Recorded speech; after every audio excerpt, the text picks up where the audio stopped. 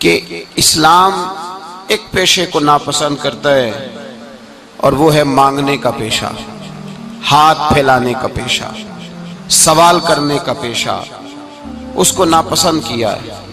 باقی تو میرے حبیب پاک سید عالم صلی اللہ علیہ وسلم نے فرمایا اگر تو محنت کر کے روزی کماتا ہے تو پھر تو معمولی آدمی نہیں، پھر تو اللہ کا محبوب بن گیا ہے، پھر تو محبوب الہی ہو گیا ہے، پھر تو اللہ تبارک و تعالیٰ تجھ سے محبت فرماتا ہے۔ اگر تو محنت کرتا ہے، مشقت کرتا ہے، آگے بڑھتا ہے، روزگار کے لیے نکلتا ہے، پھر تو اللہ کا محبوب ہے۔ نبی کریم علیہ السلام نے مزدور کو جو سب سے بڑا درجہ عطا فرمایا، سب سے بڑا مقام عطا فرمایا، وہ یہ ہے، کسی صحابی نے پوچھا یا رسول اللہ صلی اللہ علیہ وسلم سب سے اچھا کھانا کون سا ہے؟ تو حضور نے فرمایا وہ کھانا جو بندہ اپنے دو ہاتھوں سے مزدوری کر کے کھاتا ہے، وہ کھانا سب سے اچھا ہے۔ فرمایا اللہ کے نبی حضرت داؤد علیہ السلام اپنے ہاتھوں سے مزدوری کرتے۔ اور پھر نبی کریم سید عالم صلی اللہ علیہ وسلم نے جو دین ہمیں عطا فرمایا، اس دین کو حضور نے کوئی پنڈتوں اور جوگیوں کا دین نہیں بنایا کہ تم بس غار کے اندر چلے جاؤ، اللہ اللہ کرو، میری طرف دیکھیے گا۔ یہ نہیں فرمایا کہ تم بس ٹھیک ہے آ جاؤ مسجد تسبیح پکڑ لو، کوئی اور کام نہ کرو، بلکہ حکم دیا ہے کہ کسب معاش کرو، محنت کرو، جد و جہد کرو، ہاتھ ہلاؤ۔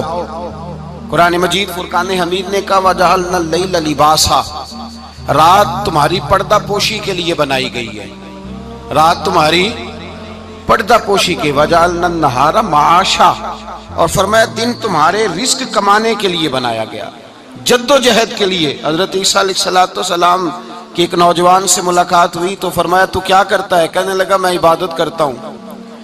تو فرمایا کھاتا کہاں سے ہے؟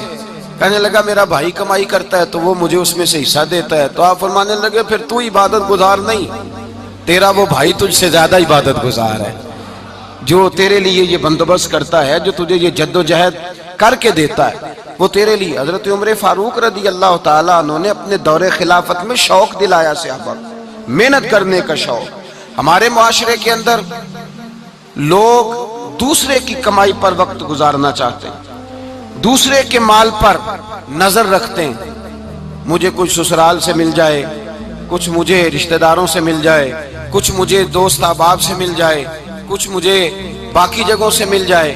لوگ مختلف جگہوں پہ نظر رکھتے ہیں اور مختلف ہیلوں اور بہانوں کے ساتھ دوسرے کا مال ہڑپ کرنے کی کوشش کرتے ہیں۔ میرے حبیب کریم علیہ السلام نے توجہ دلائی صحابہ کو، مزاج عطا فرمایا۔ نبی پاک صلی اللہ تعالیٰ علیہ وآلہ وسلم نے ارشاد فرمایا، حضرت عمر کی بات کر رہا تھا، پہلے اس کو مکمل کروں۔ جناب عمر فاروق رضی اللہ تعالیٰ عنہ نے شوق دلایا صحابہ کو۔ تو ایک دن آپ گزر رہے تھے تو ایک صحابی وہ درخت لگا رہے تھے، اپنے ہاتھ سے درخت لگا رہے تھے۔ تو حضرت عمر فاروق رضی اللہ تعالیٰ عنہ نے دیکھا تو دیکھ کر فرمانے لگے تجھے مبارک ہو، تجھے فرمایا اللہ تبارک و تعالیٰ تیری عزت بھی بڑھا دے گا اور تیری محتاجی بھی دور فرما دے گا، اس لیے کہ تو محنت کر رہا ہے، تو جد و جہد کر رہا ہے، تو اپنے ہاتھ سے کوشش کر رہا ہے، اللہ تبارک و تعالیٰ تیرا رزق بھی بڑھا دے گا اور اللہ تیری عزت میں بھی اضافہ کرے گا۔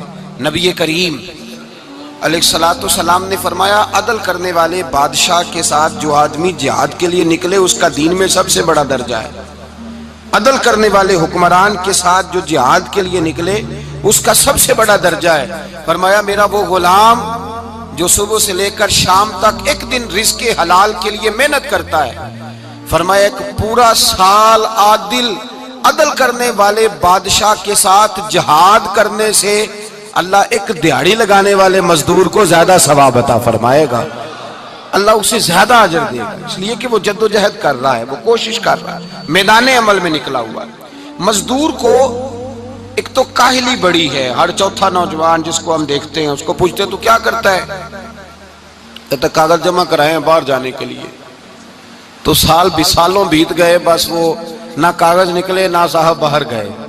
بھائی کوئی کام کر لیں تو کہتے ہیں میرے ابا جی کو 2-4 کروڑ روپیہ دے دیں گے تو کچھ کر لیں گے، اگر نہ دیا تو پھر دیکھیں گے دائیں بائیں۔ اور اس ظلم نے، اس زیادتی نے گناہ کے دروازے کھولے ہیں، لالچ کے دروازے کھولے ہیں، قتل کے دروازے کھولے ہیں۔ اس گناہ نے رشتے ناتے توڑ ڈالے. لوگ کسی کی ذات سے تو پیار کر ہی نہیں رہے, جیب سے محبت ہو رہی ہے. لوگ دیکھتے ہیں کہ کون سا ایسا طریقہ اختیار کروں کہ بغیر کمائی کے میرے ہاتھ پیسے آئیں. اور خدا کے بندو یاد رکھو, اللہ تبارک و تعالیٰ فرماتا ہے دنیا تجھے کیا دے سکتی ہے, لوگ تو محتاج ہیں, تو محنت کر اور توجہ میری بارگاہ کی طرف رکھ. حضرت عمر فاروق فرماتے ہیں مصطفیٰ کریم صلی اللہ علیہ وسلم نے فرمایا جو توجہ اللہ کی جانب رکھے اور کوشش کے لیے نکل کھڑا ہو, اس طرح پرندہ سویرے بھوکا جاتا ہے, شام کو پیٹ بھر کے آتا ہے, اللہ اس بندے کو بھی پیٹ بھر کے روزی عطا فرمائے گا. حضرت حسن بصری رحمت اللہ علیہ تشریف فرماتے تو ایک نوجوان آیا. اس نوجوان نے کہا حضرت آج کے بعد میں نے فکر نہیں کرنی کام کاج کی, میں نے نہیں کوئی بھی توجہ کرنی کمانا کیسے ہے کھانا کیسے ہے, میری فکریں دور ہو گئیں. فرمایا کیا ہوا؟ کہنے لگا میں آج جنگل میں مزدوری ڈھونڈنے گیا تھا تو میں نے ایک عجیب انداز دیکھا ہے. ایک شیر نے شکار کیا, اس نے کچھ خود کھایا, کچھ اس نے بانٹا, کچھ تھوڑا سا شکار لے کے وہ گیا.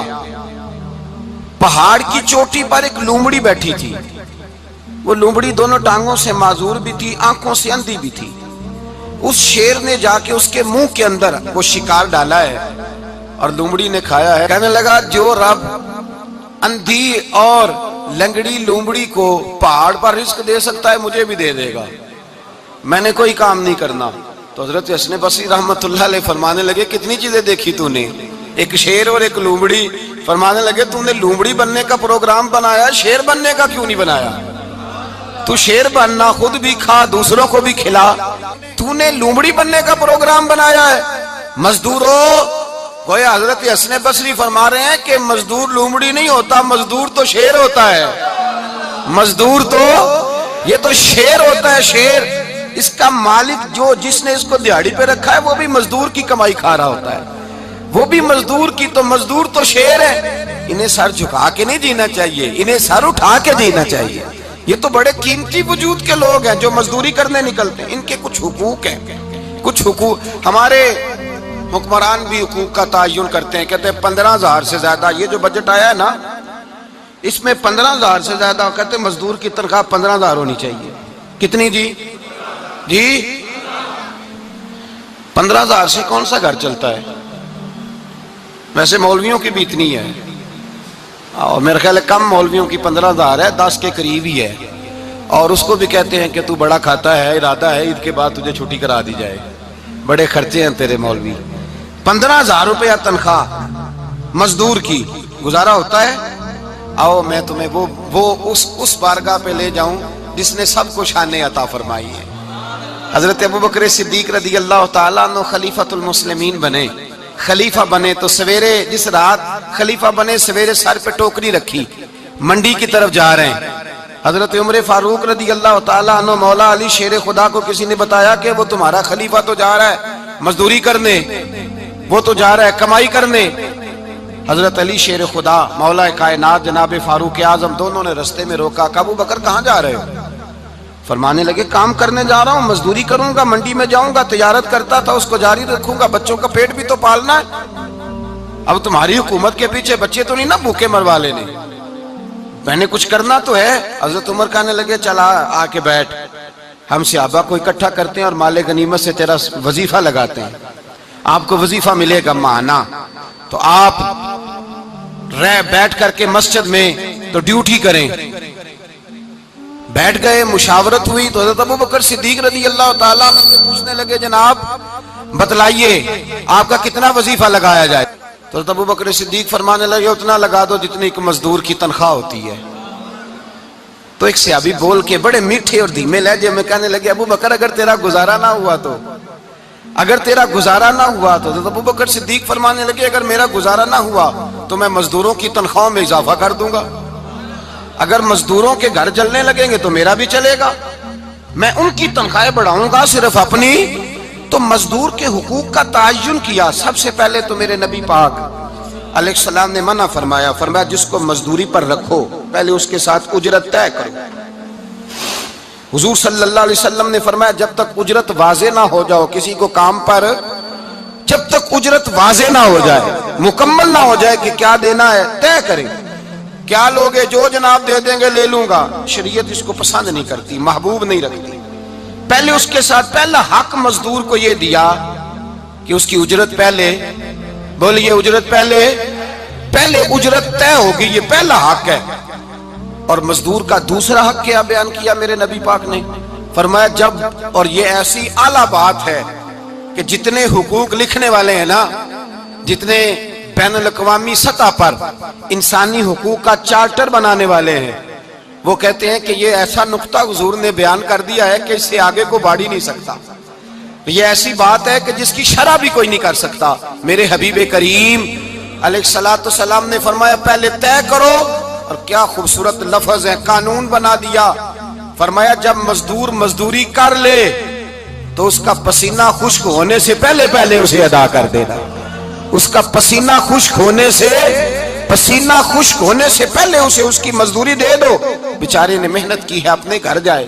یہ نہیں کہ اس نے مزدوری کیا تو تم نے کہا نہیں ادھر سے پینٹ صحیح نہیں ہوا، یہ تو لے جا 2000 اور پھر میں تیرا حساب کروں گا، ابھی ذرا میں چیک کرا لوں 2-4 لوگوں کو بلا کر کے، وہ فلاں جگہ سے نا ایک کونا خالی رہ گیا۔ اللہ سے ڈرنا چاہیے، اللہ سے ڈرنا چاہیے۔ اگر اللہ تبارک و تعالیٰ نے 2-1 آدمیوں کو ملازم آپ کا بنا دیا ہے تو پھر خیال ہونا چاہیے۔ ایک صحابی اپنے خادم غلام کو مار رہے تھے تو میرے نبی پاک تشریف لائے۔ فرمایا کیوں اسے مار رہا ہے؟ حضور غلطیاں بڑی کرتا ہے۔ تو نبی پاک نے فرمایا جتنا تجھے اس پر اختیار ہے نا، اس سے کہیں بڑھ کر میرے رب کو تیرے اوپر بڑا اختیار ہے۔ کہا حضور یہ بڑی غلطی کرتا ہے، میں آخر کتنا معاف کروں؟ تو حضور نے فرمایا اتنا معاف کر جتنا میرا رب تجھے معاف فرماتا ہے۔ پتہ ہے تیری صبح سے لے کر شام تک کتنی کوتاہیاں ہیں۔ درگزر کا حکم دیا۔ پہلا حق یہ دیا مزدوری طے کرو، دوسرا حق یہ دیا پسینہ خشک ہونے سے پہلے ادا کرو، تیسرا حق یہ دیا کہ اس سے درگزر کرو، غلطی ہو جائے تو درگزر کرو۔ تو یا رسول اللہ مزدوری کتنی دیں؟ میرے نبی پاک بخاری مسلم حضور سید عالم صلی اللہ علیہ وسلم نے فرمایا مزدور کا حق بیان کیا نبی پاک نے، اور ایک بات ارشاد فرمائی تو اس کے اندر کئی پہلو، ایک حدیث میں کئی پہلو بیان فرمائے۔ حبیب پاک نے فرمایا جیسا تم کھاتے ہو ویسا ہی اسے کھلانا۔ کوئی نہیں، آپ شاید سو رہے ہیں کچھ حضرات۔ جیسا خود کھاتے ہو ویسا ہی، بھئی بس ختم ہو گئی بات۔ اتنی بڑی بات کر دی سرکار نے۔ کبھی دیکھا ہے آپ نے کہ مزدور کو ایسے کھلایا جا رہا ہو جیسا مالک کھا رہے ہیں؟ حضور نے فرمایا بھئی مزدوروں کا حق یہ ہے کہ جیسا تم نے کھانا ہے ویسا اسے کھلانا ہے، اور فرمایا جیسا تم نے پہننا ہے ویسا اسے پہنانا ہے۔ اور پھر میرے حبیب کریم علیہ الصلوۃ والسلام نے ارشاد فرمایا اس کی ہمت سے بڑھ کر تم اس پر بوجھ نہیں ڈال سکتے، جتنا کام وہ کر نہیں سکتا اتنا تم اسے دے نہیں سکتے۔ اور فرمایا اگر اتنا کام دینا ہے جو اس کی ہمت سے زیادہ ہے تو میں اس کے مالک کو کہتا ہوں وہ بھی اٹھ کے مزدور کے ساتھ کام پہ لگ جائے، اٹھے اس کے ساتھ کام میں شریک ہو جائے۔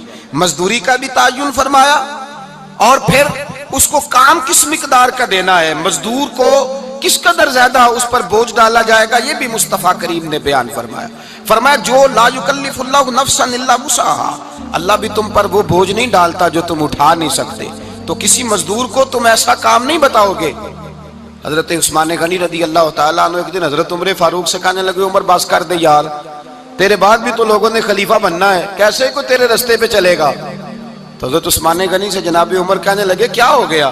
آپ فرمانے لگے کل میں دیکھ رہا تھا کہ لوگ باغ میں مزدوری کر رہے تھے اور آپ امیر المومنین ہو کے ان کا ہاتھ بٹا رہے تھے، ہاتھ بٹا رہے تھے۔ تو حضرت عمر کہنے لگے بوڑھے تھے، بیمار تھے، مزدوری کر رہے تھے تو پسینہ بہہ رہا تھا، کیا ہو گیا اگر تھوڑا سا میں نے ساتھ دے دیا؟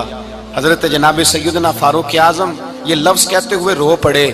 آپ فرمانے لگے میں کسی بادشاہ کا شہزادہ نہیں، میں بھی اسی باپ کا بیٹا ہوں جو اونٹ چرا کے گزارا کیا کرتا تھا۔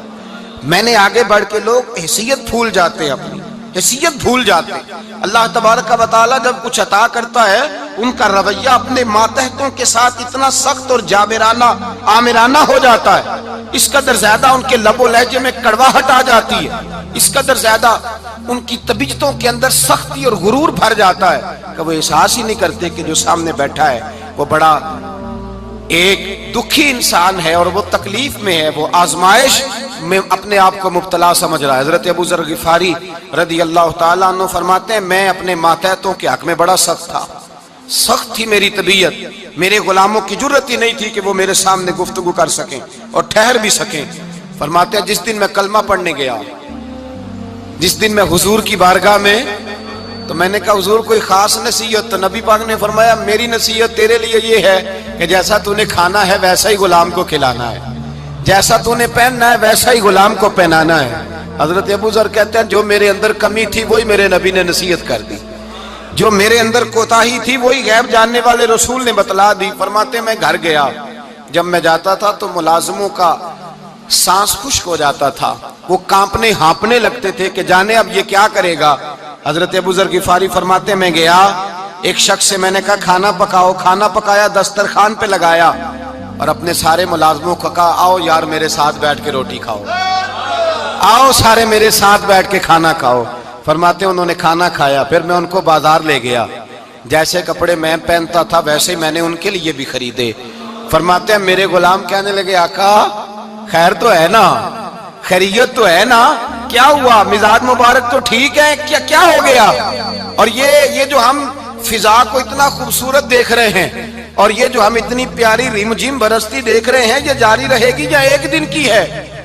تو حضرت ابو ذر غفاری رو پڑے، کہنے لگے اب تمہیں ابو ذر غفاری بدلا ہوا ملے گا، اس لیے کہ اب میں وہ نہیں رہا، اب میں رسول اللہ کا کلمہ پڑھ کے غلام مصطفیٰ بن گیا ہوں، اب میں بدل گیا ہوں، میری طبیعت بدل گئی۔ غلاموں کے حق میں حضرت مولا علی شیر خدا غلام کو لے کر کے گئے دکان پر، حضرت مولا علی غلام کو لے کر گئے کپڑے کی دکان پر، 2 جوڑے خریدے، ایک کم قیمت کا ایک زیادہ قیمت کا، ایک کم قیمت کا ایک زیادہ قیمت کا، 2 جوڑے خریدے۔ جب واپس لوٹے تو غلام سے کہنے لگے تو اپنا لے لے۔ غلام کو پتا تھا کہ اس زمانے میں ہوتا کیا تھا، اس نے کم قیمت کا جوڑا اٹھایا۔ حضرت علی فرمانے لگے عجیب آدمی ہے، یہ تو تیرا نہیں، یہ تو میرا ہے۔ اس نے کہا حضور کس طرح سے؟ آپ فرمانے لگے تیرے لیے قیمتی جوڑا اس لیے خریدا ہے کہ تو جوان ہے، اور میں نے اپنے لیے اس لیے چھوٹا خریدا ہے کہ میں تو اب بوڑھا ہو گیا ہوں، مجھے تو حاجت نہیں۔ کہنے لگا حضور بوڑھے اور جوان کا مطلب نہیں، آپ علی ہیں، من کنت مولا فہذا علی، علی مولا، علی مولا، آپ چونکہ مولا علی ہیں اور آپ امیر المومنین ہیں، لہذا آپ نے تخت پر بیٹھنا ہے، آپ نے سلطنت کو چلانا ہے، آپ پہنیے۔ تو حضرت علی فرمانے لگے تو میرا غلام بنا ہے نا، تو نے ابھی میرے نبی کا دیدار نہیں نہ کیا، تو بعد میں آیا ہے نا، اگر تو اس دور میں ہوتا تو جان جاتا کہ یہ عمل میرا ہے، پر اس کے پیچھے جو نصیحت کے پھول ہیں وہ مصطفیٰ کے عطا فرمائے ہوئے۔ تو بھائی یاد رکھیں نبی کریم سید عالم صلی اللہ تعالی علیہ وآلہ وسلم نے تعین فرمایا مزدور کے حقوق کا، تعین کیا۔ حضرت حکیم بن حزام کہتے ہیں میں حضور کی بارگاہ میں بیٹھا تھا تو نبی پاک صلی اللہ علیہ وسلم سے میں نے کہا یا رسول اللہ آپ کو کون سا آدمی پسند ہے، کون سا محنت کرنے والا پسند ہے؟ تو حضور نے فرمایا جس کے دونوں ہاتھ کام کریں، دونوں پیر چلیں اور اس کی پیشانی پر پسینہ آئے، وہ بندہ مجھے بڑا اچھا لگتا ہے۔ جس کی پسینہ آئے، آج لوگ مزدوری نہیں کرتے، دائیں بائیں دیکھتے ہیں، لوگ اپنے اندر وہ توانائی، وہ غیرت، وہ خودداری پیدا نہیں کرتے۔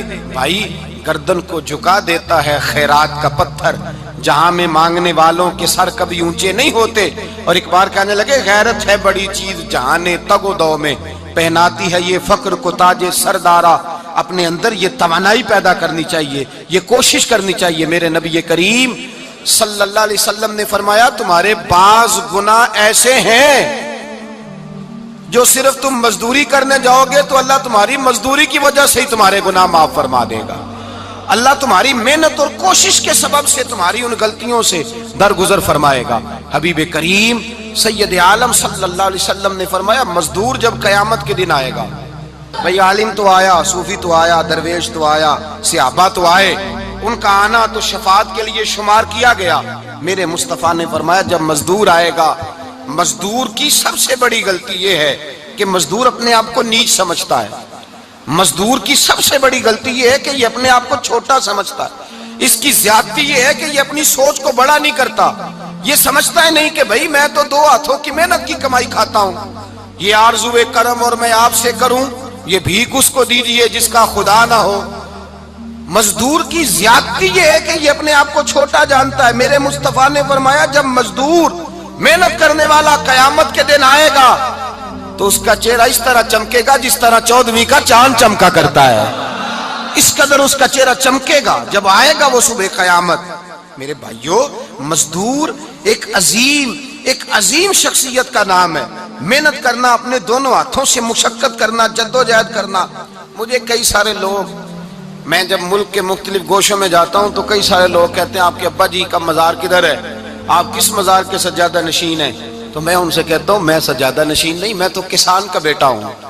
और मैं उस शख्स का बेटा हूं जो रात को 2 बजे उठ के भी घर से निकलते थे 2 नफल पढ़ के। तो हम पूछते थे कि अम्मा जी अब्बा जी कहाँ गए, तो कहते थे चंद खेतों को पानी लगाना था और रात को रुखसत हो गए। फख्र की बात है, ये एजाज की बात है, ये एजाज की बात है। हमने सारी जिंदगी उनके हाथ पे छाले देखे, लेकिन बात लफ्ज जुबान पर यही देखी कि बेटा इज्जत वाला वही होता है जो अपने हाथों से मेहनत करके रोजी खाया करता है। भाई याद रखें, ये एजाज की बात है। एजाज, मजदूर का बेटा फख्र करे, किसान का बेटा नाज करे। वो जो आदमी सवेरे जाता है वेल्डिंग का प्लांट लेके काम करने, उसका बेटा नाज करे। वो जिसका बाप फावड़ा चलाता है, छैनी चलाता है, थोड़ा चलाता है, वो नाज करे। और मजार सिर्फ उन लोगों के नहीं होते जो अल्लाह अल्लाह करते हैं, हु करते हैं, वो तो काबिल एजाज है अल्लाह के बंदे, उनके भी मजार होते हैं। मजार वो भी होता है जिसको मेरे मुस्तफा ने फरमाया अल कासिबु हबीबुल्लाह, जो मेहनत करता था, हाथों से जद्दोजहद करता था, वो भी तो अल्लाह का दोस्त है ना, उसका भी तो मजार है ना, उसकी भी तो कब्र पुरनवार है जो अल्लाह का महबूब होके गया। तो भाई अपना एजाज जाने, समझे इस बात को। मेरे मुस्तफा करीम सल्लल्लाहु अलैहि वसल्लम मजदूर को इज्जत देते, वकार देते, और जो हुजूर के घर में खादम होते उनकी नाज बर्दारी करते। हमारे घर में जो बीबी बर्तन धोती है वो हमारे साथ बैठ के रोटी नहीं खा सकती, उसको ये इजाजत नहीं होती। हमारा जो मजदूर होता है ना, एक साहब कहने लगे ये बच्चा मेरे पास काम करता है, इसके अब्बा जी भी करते थे।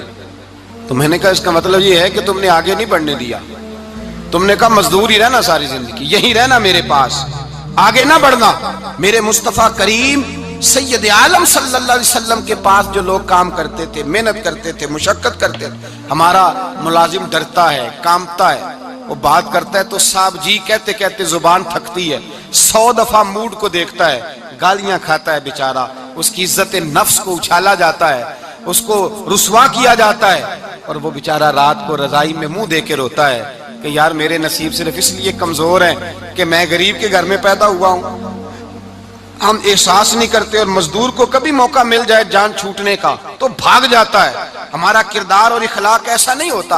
हजरत ज़ैद बिन हारिसा रसूलुल्लाह के गुलाम थे, नबी पाक के घर में झाड़ू देते थे, बर्तन मांजते थे। ये बचपन में अपने कबीले से गुम हो गए थे, किसी ने अगवा करके ला करके बेच दिया, गुम हो गए थे, हुजूर की बारगाह आली मर्तबत में लाए गए।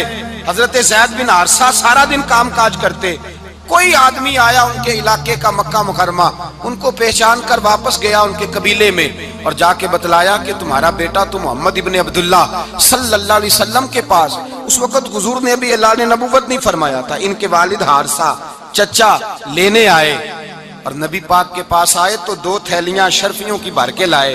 कहने लगे हुजूर ये पैसे ले लें, 2 थैलियों में पैसे डालें, दिनार है दिरहम है, हुजूर ले लें, हमारा बेटा दे दें। नबी पाक सल्लल्लाहु अलैहि वसल्लम ने फरमाया तुम्हें गलती लग गई है, पैसे पीछे हटाओ, मैं ज़ैद को बुलाता हूं, मैं ज़ैद को, इधर देखिएगा, मैं ज़ैद को, मैं उसे बुलाता हूं, अगर वो जाना चाहे तुम्हारे साथ तो मुझे एतराज नहीं, ले जाना।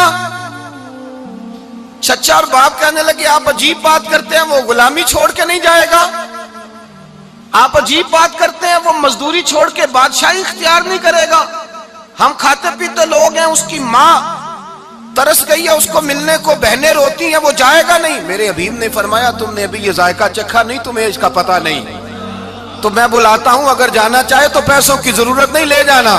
हजरत ज़ैद को पैगाम दिया, आए, हुजूर ने फरमाया वो तुम्हारे वालिद खड़े हैं, वो चचा हैं, लेने आए हैं। जनाबे ज़ैद गए, बाप के गले से लगे, बिछड़े हुए बाप बेटा एक दूसरे को मिलके खोल के रोए। का बेटा तेरी माँ की आंखें पत्थर हो गई तेरा रास्ता देख के, तेरी बहनें तरसती हैं तेरे चेहरे के दीदार को, بیٹا وہ گلیاں بھی روتی ہیں جن میں تو کھیلا کرتا تھا، پر اب فکر کی بات کوئی نہیں، اب کوئی پریشانی نہیں، میں پیسے لایا ہوں تجھے لے جاؤں گا۔ نبی پاک صلی اللہ علیہ وسلم نے دیکھا نا جب باپ بیٹے کی گفتگو ہو گئی، آنسو بہہ گئے، بوجھ ہلکے ہو گئے، تو میرے کریم نے فرمایا زید اگر تم چچا کے ساتھ والد کے ساتھ جانا چاہو تو میری طرف سے اجازت ہے، تم جا سکتے ہو۔ یہ لفظ کہے تو جناب زید دوڑ کے حضور کے قدموں میں آ کے بیٹھ گئے، حضور کے قدموں میں بیٹھ گئے، اور گویا فاضل بریلوی علیہ رحمہ نقشہ بیان کرتے ہیں، کہنے لگے تیرے قدموں میں رہوں غیر کی ٹھوکر پہ نہ ڈال، میں جھڑکیاں کھاؤں کہاں چھوڑ کے صدقہ تیرا، اور تیرے قدموں میں جو ہے غیر کا منہ کیا دیکھے، کون نظروں پہ چڑھے دیکھ کے تلوا تیرا۔ کہنے لگے حضور میں نے نہیں جانا، میں یہیں رہوں گا۔ چچا اور باپ نے دیکھا تو کہنے لگے بیٹا تو غلامی چھوڑ کے نہیں جائے گا، تو ملازمت چھوڑ کے بادشاہی میں نہیں جائے گا۔ تو آپ کے والد کو آپ فرمانے لگے ابا جی ذرا 2 گھڑیاں یہاں رہ کے تو دیکھیں، یہاں 2 گھڑیاں رہ کے تو دیکھیں۔ فرمایا یہاں ملازموں کا وہ اعزاز ہے جو شہزادوں کا ہوا کرتا ہے، یہاں خادموں کی وہ عزت ہے، اور پتہ پھر ان کو مقام کیا ملا، یہ واحد شعبیاں جن کا نام اللہ نے قرآن پاک میں بیان فرمایا ہے، نام اللہ نے قرآن مجید میں بیان فرمایا۔ حضور کا اپنے غلاموں کے ساتھ جو تعلق تھا، اپنے ملازموں کے ساتھ جو رشتہ تھا، بڑا آدمی آتا ہے نا، بڑا آدمی تو لوگوں کی سانس سوکھ جاتے ہیں، اٹھ کے ملتے ہیں، بڑا کچھ کرتے ہیں۔ مزدور آتا ہے تو لوگ اوے کہہ کے پکارتے ہیں، ان کو خبر ہی نہیں کہ اس شخص کا اعزاز کتنا ہے۔ حضرت انس بن مالک رضی اللہ تعالیٰ عنہ فرماتے ہیں میں چھوٹا سا تھا، میری اماں مجھے حضور کے گھر چھوڑ گئی، میں نے 10 سال نوکری کی نبی پاک کی۔ کتنے سال بولیے؟ 12ویں دن لوگ کہتے ہیں بس بھائی ختم ہو گیا، اب فرینکنس ہو گئی ہے، اب جو مرضی تیرے ساتھ کریں گے۔ 10 سال نوکری کی میں نے، لیکن جناب انس فرماتے ہیں نبی پاک نے کبھی مجھے اف تک بھی نہیں کہا تھا، اف تک بھی نہیں کہا تھا، اف تک بھی۔ حضور نے بھیجا جاؤ فلاں آدمی کو بلا کر کے لاؤ۔ حضرت انس بن مالک رضی اللہ تعالیٰ عنہ فرماتے ہیں میں بلانے گیا، بچہ تھا چھوٹا سا، رستے میں بچے کھیل رہے تھے تو میں ان کے ساتھ کھیلنے لگا، محو ہو گیا، مجھے پتہ ہی نہ چلا وقت کا۔ حضور نے جب مجھے بھیجا تو فرمایا جلدی جانا اور جلدی آنا، اب مجھے خبر ہی نہیں، بڑی دیر ہو گئی۔ حضور وہاں انتظار کر کر کے خود تشریف لائے، کہتے جب نبی پاک آئے تو میں بچوں کے ساتھ کھیل رہا تھا، حضور نے جب مجھے کھیلتے ہوئے دیکھا، میری اچانک نظر پڑی تو میرے ہوش اڑ گئے۔ حضور نے تو کہا تھا جلدی آنا، اور میں یہاں کھیلنے لگا، یہاں اتنا الجھا کہ مجھے خیال نہیں رہا کس کام آیا ہوں۔ حضرت انس فرماتے ہیں میں ڈرنے لگا، جیسے جیسے حضور قریب آتے میری ٹانگیں کانپتی۔ فرماتے ہیں جب نبی پاک قریب آئے تو قربان جاؤں معصوم آمنہ کے، فرماتے ہیں حضور نے میری گردن پہ تھپکی دی، اور حضور نے ہنس کے فرمایا او بھائی لگتا ہے تو کھیل میں گم ہوا ہے تو تجھے یاد ہی نہیں رہا میں نے کس کام بھیجا تھا، تجھے یاد ہی نہیں رہا۔ کہا یا رسول اللہ صلی اللہ علیہ وسلم میں بھول گیا تھا، میں ابھی جاتا ہوں۔ کیا انداز ہے، کیا شفقت ہے، کیا رنگ ہے، حضور میں ابھی گیا اور ابھی آیا۔ نبی پاک نے فرمایا نہیں یار تو کھیل میں خود ہی چلا جاتا، تو کھیل یہاں میں خود جاتا۔ یہ اعزاز، یہ فضیلت، یہ درجہ کس نے ذروں کو اٹھایا اور صحرا کر دیا، یہ کس نے قطروں کو ملایا اور دریا کر دیا، یہ کس کی حکمت نے یتیموں کو کیا در یتیم اور غلاموں کو دنیا بھر کا مولا کر دیا، یہ کس نے اتنا۔ میرے بھائی مزدور کو حضور نے اعزاز دیا، نبی پاک اپنے ہاتھ سے کام کرنے والے کے ساتھ اس نے سلوک کرتے، محبت کرتے، پیار کرتے۔ ایک بوڑھی اماں تھی جو مسجد میں جھاڑو دینے کی مزدوری کرتی تھی۔ کیا کام کرتی تھی؟ دعا کریں اللہ ہم سب کو مسجد کی صفائی کی توفیق عطا فرمائے۔ بوڑھی اماں تھی، مسجد کی صفائی کرتی تھی، نوکری کرتی تھی، بیمار ہو گئی، بخاری شریف میں موجود ہے۔ اللہ کے محبوب صلی اللہ علیہ وسلم روز تیمارداری کرنے جاتے، ایک وقت ایسا آیا کہ دن میں 2 مرتبہ حضور تیمارداری کرنے جاتے۔ ایک شام نبی پاک نے فرمایا اس کا انتقال ہو جائے تو مجھے اطلاع کرنا۔ صحابہ کہتے ہیں رات کے وقت ان کا انتقال ہوا، ٹھنڈ کا موسم تھا، ہم نے حضور کو تکلیف دینا مناسب نہ سمجھا، ہم نے دفن کر دیا۔ سویرے اللہ کے حبیب نے پوچھا تم نے مجھے اطلاع کیوں نہیں دی؟ حضور سردی بڑی تھی۔ کون جاتا ہے مزدوروں کے جنازوں میں؟ کون جاتا ہے مزدوروں کے جنازے میں؟ یہاں تو اب جنازے بھی سیاسی ہو گئے ہیں، اب تو کوئی بہت بڑا امیر آدمی فوت ہو جائے تو وہاں رش ہوتا ہے، وہاں رش ہوتا ہے، गरीबों का तो जनाजा भी कोई नहीं पढ़ता। हजरत जनाब सैयदना अबू हुरैरा रदी अल्लाह ताला अन्हु फरमाते हैं, हुजूर ने फरमाया मुझे इत्तिला क्यों नहीं दी, तुम्हें उसके एजाज का नहीं पता? वो मजदूर थी, मस्जिद में झाड़ू देती थी, तुमने खबर ही नहीं दी। हुजूर विसाल हो गया, फरमाया चलो मुझे बताओ कब्र कहाँ है। हुजूर सारा कुछ जानते हैं, लेकिन ये सारी तमीद इसलिए बयान की कि एक मजदूर की शान वाज़े हो जाए। फरमाया बताओ कब्र कहाँ है। सहाबा कहते हम कब्र पे ले गए तो मेरे नबी ने फरमाया सफ़े बनाओ, मैं दोबारा जनाजा पढ़ाऊंगा। मैं दोबारा जनाजा नहीं हो सकता। उस वक्त हो सकता है जब वारिस ने ना पढ़ाओ, फिर दूसरा जनाजा जायज है। वारिस ना पढ़े तो उससे पहले 20 जनाजे भी हो जाए, तो जब वारिस पढ़ ले फिर दूसरा जनाजा नहीं हो सकता। हुजूर ने दूसरा जनाजा इसलिए पढ़ा है कि हुजूर अपनी सारी उम्मत के वारिस हैं, नबी पाक सारी उम्मत के वारिस हैं। फरमाया पर बनाओ सफ़े, मैं जनाजा पढ़ाता हूँ। मजदूर को एजाज दिया, प्यार किया। हजरत अब्दुर्रहमान इब्ने औफ रदी अल्लाह ताला अन्हु फरमाते हैं, एक दिन मेरा दिल किया था कि मैं गरीब हो जाऊं। क्या हो जाऊं? आप अपने लिए दुआ ना करें, लेकिन हजरत अब्दुर्रहमान इब्ने औफ के अल्फाज तो दोहराएं। वो क्या कह रहे हैं कि मेरा दिल करता था मैं अल्लाह, एक दिन मेरा, बड़े अमीर आदमी थे ना, सहाबा में सबसे ज्यादा अमीर, फरमाने लगे एक दिन मेरा दिल किया मैं गरीब हो जाऊं, गुर्बत पसंद कर लूं। असल में गरीब को अपनी शान का नहीं ना पता। इसे जिस दिन पता चल गया कि मैं गरीब की अजमत कितनी है, गरीब हर वक्त अपने आप को कोसता ही रहता है। और मैं अक्सर कहता हूं कि ये बड़े का कसूर नहीं कि उसने तुझे छोटा जाना है, ये तेरा कसूर है। तू एहसास कमतरी में क्यों मुब्तला हुआ? तूने अपने आप को छोटा क्यों जाना? तूने अपने आप को कमजोर क्यों समझा? तूने क्यों समझा कि मैं मजदूर हूं तो मेरी इज्जत ही कोई नहीं, मेरा मकाम कोई नहीं? क्यों तूने ऐसा समझा अपने लिए? हजरत अब्दुर्रहमान, मेरे भाई याद रखें, जब गरीब को पता चले मेरी शान क्या है, मेरे नबी पाक ने फरमाया मैं गरीबों के बीच आया हूं, मैं गरीबों में रहा हूं, मेरे दाएं बाएं गरीब रहते हैं, और कयामत के दिन जब मैं जन्नत में जाऊंगा तो मेरे आगे पीछे गरीब लोग ही होंगे, मैं गरीबों के साथ मिलकर जन्नत में जाऊंगा।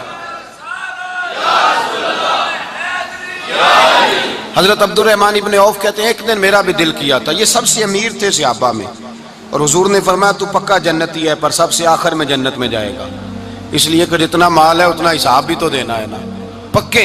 हजरत अब्दुर्रहमान इब्ने औफ कहते हैं एक दिहाड़े दिल किया था कि मैं माड़ा होता, मैं गरीब होता, मैं गरीब होता, ये दिल किया मेरा। कहा किस तरह? फरमाने लगे एक मजदूर से सहाबी थी, हजरत साद अंसारी नाम था, वो हुजूर से मिलने आए। जब उन्होंने हाथ मिलाया ना नबी पाक से, तो हुजूर ने उनका हाथ थाम लिया। गरीबों कमाल कर दी मेरे मुस्तफ़ा करीम ने, नबी पाक ने हाथ थामा, हुजूर ने हाथ, आपको इस बात की लज्जत नहीं आई शायद, नबी पाक ने हाथ थामा मजदूर का। मजदूर कहते मैंने छुड़ाना चाहा तो हुजूर ने पकड़ लिया दबा के, और जब थाम लिया तो मैं ठहर गया, मैं अपनी किस्मत पे नाज करने लगा। हुजूर ने मेरा हाथ खोला, कहते हाथ पे छाले थे, जगह जगह छाले बने हुए थे। तो नबी करीम सल्लल्लाहु ताला अलैहि वसल्लम ने हाथ खोल के फरमाया साद ये क्या हुआ? अर्ज की हुजूर गरीब हूं, बूढ़े माँ बाप हैं, छोटे छोटे बच्चे हैं, बहन भाइयों के हुकूक हैं, बीवी के मुंह में हलाल का लुकमा देना होता है। या रसूल अल्लाह फावड़ा लेके, कई लेके, कुदाल लेके, बेलचा लेके मजदूरी करता हूँ, मैदान में निकलता हूँ, सुबह से गया था अब आया हूँ, हाथों में निशान पड़ गए हैं। हजरत अब्दुर्रहमान इब्ने औफ फरमाते हैं जिसके कदम चूमने को दुनिया तरसे, उस रसूल ने सर मुबारक झुकाया और गरीब के हाथ को चूम लिया। नबी पाक ने बोसा दिया और फिर फरमाया क्या? फरमाया ये वो हाथ हैं जिनसे खुदा भी प्यार करता है, मोहम्मद मुस्तफा भी मोहब्बत फरमाते हैं। नबी रहमत अलैहिस्सलाम ने फरमाया ये तेरा वो हाथ है जिससे अल्लाह भी प्यार करता है और अल्लाह का। तो मजदूर को फिर नाज करना चाहिए कि परेशान रहना चाहिए? बोले ना, मजदूर को नाज करना चाहिए ना, उसको अपना हाथ खोल खोल के देखना चाहिए और उसे कहना चाहिए अल्लाह ने मुझे वो हाथ अता फरमाया जिससे रब भी प्यार करता है, मुस्तफा भी प्यार करते हैं। उसे तो एजाज समझना चाहिए, फजीलत जाननी चाहिए, उसे तो नाज करना चाहिए। अल्लाह तबारक व तआला ने मुझे ये एजाज दिया है। किसान जो खेतों में मजदूरी कर रहा है, वो मजदूर जो किसी फैक्ट्री में गया है, रिज़्क़े हलाल की तलाश में निकला है, उसे तो मेरे भाई नाज करना चाहिए, उसे तो खुश होना चाहिए कि अल्लाह ने मुझे ये फजीलत दी। तरसते हुए गरीब, जानबूझ के अपने आप को परेशान रखते हुए लोग अगर जान जाएं कि फजीलत क्या है, अजमत क्या है, और फिर गुलाम के साथ सलूक क्या करना है, ایک یہودی کا بیٹا نبی پاک کی خدمت کرتا تھا اکثر. یہودی کا بچہ، وہ بیمار ہو گیا، روز آتا تھا، چھوٹے موٹے کام کرتا تھا، بیمار ہو گیا. حضور نے فرمایا چلو تیمارداری کرنے چلتے ہیں. کس کی؟ جی غلام کی، نوکر کی. یہاں صاحب کہتے ہیں 5,000 روپیہ لے جاؤ، وہ بڑے احسان کے ساتھ 5,000 روپیہ لے جاؤ اور دے آنا، اور اسے کہنا سر جی پوچھ رہے تھے تیرا کیا حال ہے. وہ بات ختم ہو گئی. حضور بنفس نفیس گئے اور غریب کا گھر تھا. وہ یہودی باہر نکلا جس کا بیٹا بیمار تھا، تو کہتا جب دروازے پہ میں نے مسلمانوں کے نبی کو کھڑے دیکھا تو میرے پیروں تلے زمین ہی نکل گئی. میں نے کہا حضور مجھ غریب کی کٹیا میں کیسے آئے؟ اور میں تجھے پتا ہے نا تیرا بچہ میری نوکری کرتا تھا، یا کبھی بیمار ہو گیا میں تیمارداری کرنے آیا. وہ یہودی کہتا مجھے خیال یقین ہی نہ آئے کہ میرے گھر میں حضور، تو امیر حرم، میں غریب بے نوا، تو کجا من کجا، میرے گھر میں حضور آئے. کہتے کہاں ہے ہمارا پیارا؟ حضور وہ لیٹا ہوا ہے. صحابہ کہتے ہیں نبی پاک سرانے گئے تو اس کا آخری وقت تھا، تھوڑا سا ٹائم تھا. میرے مصطفیٰ نے فرمایا تو میری نوکری کرتا تھا، آج میں تیری تیمارداری کرنے آیا ہوں. غلاموں سنو، جو رسول اللہ کی نوکری کرے آخری وقت آئے تو اللہ کے رسول پہنچ جایا کرتے ہیں، حضور پہنچ جایا کرتے ہیں. نجم کی ہے خدا آرزو ہے یہی، عاشق زار کی آبرو ہے یہی، موت کے وقت سر ان کے قدموں میں ہو، دید ہوتی رہے دم نکلتا رہے. حضور پہنچ جاتے ہیں. نبی پاک تشریف لائے، بیٹھے سرانے. حضور نے جب اپنا برف سے ٹھنڈا اور کستوری سے زیادہ خوشبو والا ہاتھ اس کے بالوں میں پھیرا، آنکھیں کھولی، حضور نے فرمایا چل کلمہ پڑھ جا، چل میرا کلمہ پڑھ جا. ساری دنیا در رسول پہ آ کے کلمہ پڑھے اور حضور اسے کلمہ پڑھانے گھر تشریف لے گئے. یہ ایک مزدور کو، ایک محنت کرنے والے کو اعزاز دیا. گھر گئے، کلمہ پڑھ لے.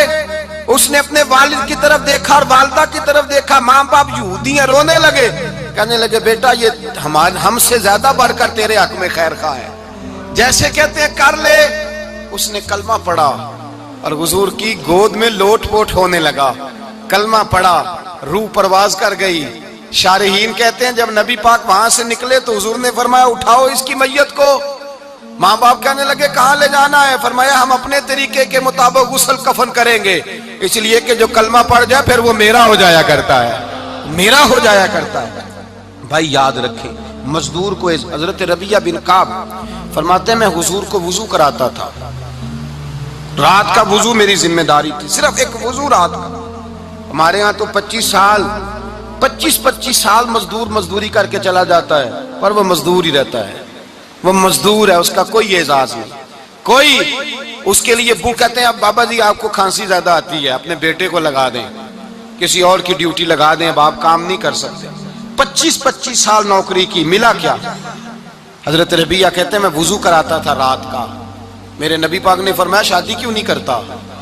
تو میں نے کہا یا رسول اللہ نہ میرے پاس حسن ہے، نہ پیسے ہیں، نہ کوئی کاروبار ہے، مجھے کون رشتہ دے گا؟ میرا روپ بھی نہیں تے میرا رنگ بھی نہیں، میں نے یار مناؤن دا ٹانگ بھی نہیں، کون مجھے رشتہ دے گا؟ کہتے ہیں حضور خاموش ہو گئے. دوسرا دن آیا تو میں وضو کرانے پہنچا تو نبی پاک نے فرمایا شادی کیوں نہیں کرتا؟ کہتے ہیں میں نے کہا حضور کون رشتہ دے گا؟ وہی 3 باتیں دہرائیں، نہ پیسے ہیں، نہ حسن ہے، نہ کوئی کاروبار ہے، نہ مکان ہے. فرمایا حضور نے تیسرے دن پھر کہا. جب دوسرا دن ہوا نا تو حضور نے کہا، حضور خاموش ہوئے میرے جواب پر. میں نے کہا یار کتنا بیوقوف ہوں، حضور روز پوچھتے ہیں اور میں جواب ہی نہیں دیتا. کہتے ہیں تیسرے دن میں نے ارادہ کیا آج نبی پاک پوچھیں گے تو میں کہوں گا حضور جیسے دل کرتا ویسے ہی کرا دیں. کہتے ہیں تیسرے دن میں گیا، سارا وضو کرا لیا پر نبی پاک نے پوچھا ہی نہیں. میں ارادہ کر کے گیا تھا کہ آج پوچھیں گے تو بتا دوں گا، حضور نے پوچھا ہی نہیں. فرماتے ہیں وضو مکمل ہو گیا، میں دروازے تک چلا گیا تو مصطفیٰ نے آواز دی. فرمایا واپس پلٹ نہ، میں پلٹا تو حضور نے فرمایا تو شادی کیوں نہیں کرتا؟ کہتے ہیں میں کھل کے مسکرایا. میں نے کہا محبوب تیرے کرم پہ قربان جاؤں، کیا انداز محبت ہے، حضور مہربانی کریں کرا دیں. فرمایا فلاں سردار کے پاس جا، ایک وضو کراتے ہیں. اور اعزاز حضور نے کتنا دیا، جا سردار کے پاس اور اسے جا کے کہہ کہ اللہ کے رسول فرماتے اپنی بیٹی کا نکاح تیرے ساتھ کر دے. فرماتے میں گیا، ماں باپ کو بڑی فکر ہوتی ہے بیٹیوں کی.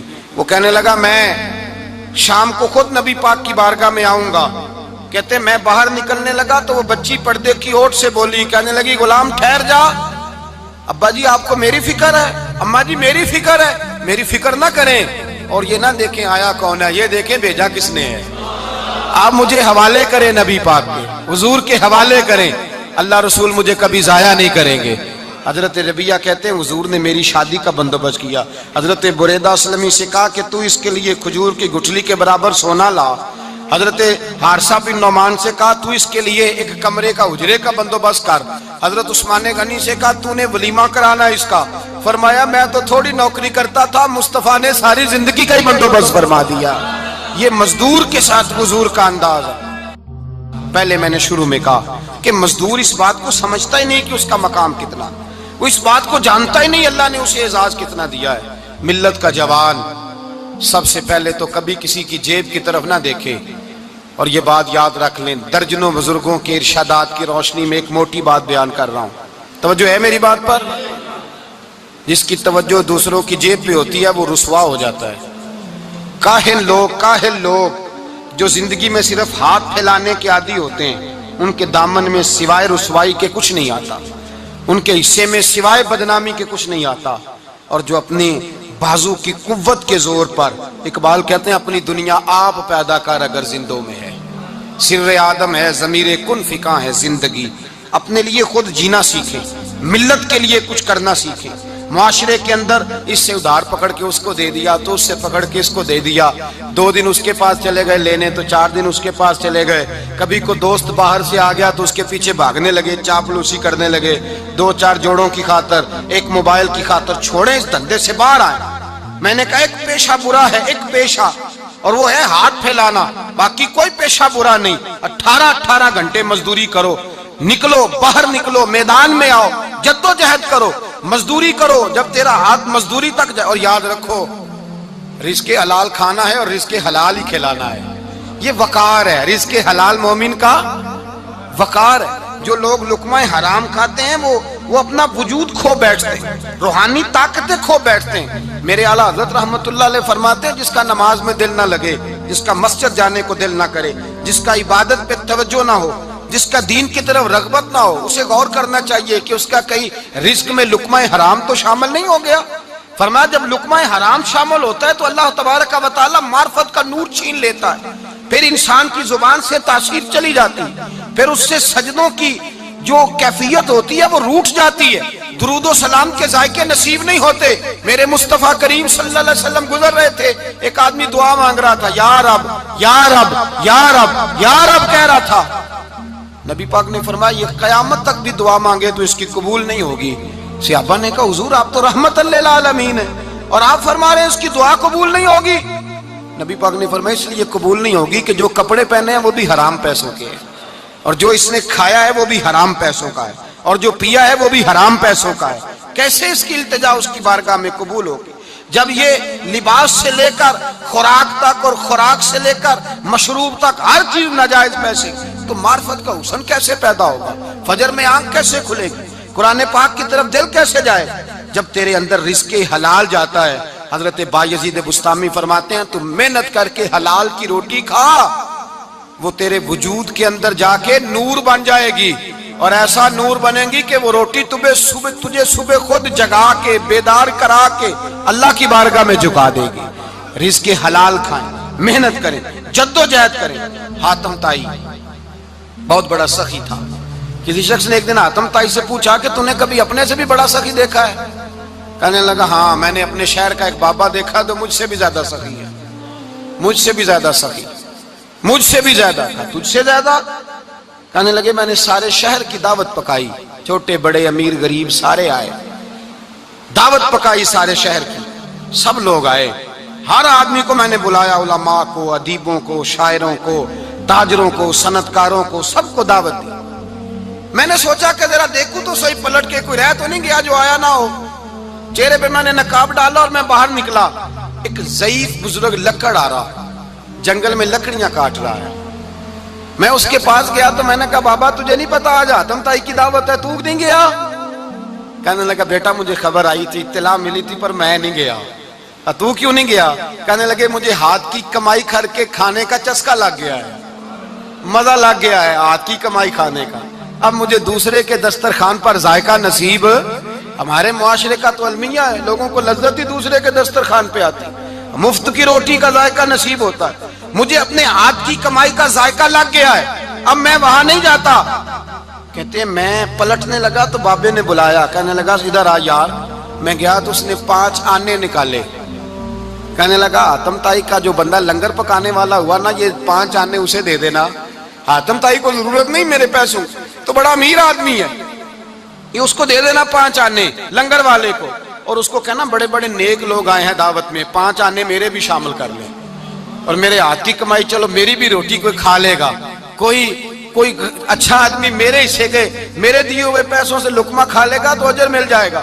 حاتم تائی کہتا ہے میں نے کھینچ کے نقاب اتارا اور بابے کو کہا یار سینے سے لگ جا، میں تو مالدار ہو کے سخی ہوں، تو غریب ہو کے بڑا سخی ہے، تو غریب ہو کے بڑا سخی ہے، تیرے اندر اتنی خودداری عزت نفس۔ میرے بھائی جس کا ہاتھ پھیلا ہوا ہے اس کا سمٹے گا نہیں، جس کا ہاتھ پھیلا ہوا ہے اس کا سمٹے گا نہیں۔ جس آدمی نے، میرے نبی پاک صلی اللہ علیہ وسلم نے فرمایا جس نے اپنی ذات پر سوال کا دروازہ کھول لیا، اس نے اپنے اوپر فقر کا دروازہ کھول لیا۔ سوال کا مجھے دے دو، مجھے دو لائنیں لگی ہوئی ہیں۔ بھائی یاد رکھیں، اس بات کو ضرور سمجھیں، خودداری پیدا کریں، عزت نفس پیدا کریں، وقار پیدا کریں، اپنے اندر توانائی پیدا کریں، 2 ہاتھوں سے محنت کر کے جدوجہد کر کے آگے بڑھیں، بلکہ کھائیں بھی کھلائیں بھی، اپنے اوپر بھی خرچ کریں، اللہ کے دین کے لیے بھی خرچ کریں، اپنی زندگی وقار والی بنائیں۔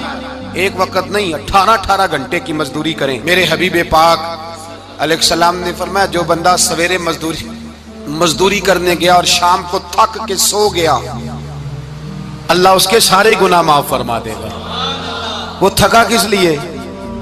بولے نفل پڑھ کے نہیں تھکا، تلاوت کر کے نہیں تھکا، مزدوری کر کے تھکا۔ مزدور کو حضور نے حقوق دیے، مزدور تو بڑا قیمتی ہے۔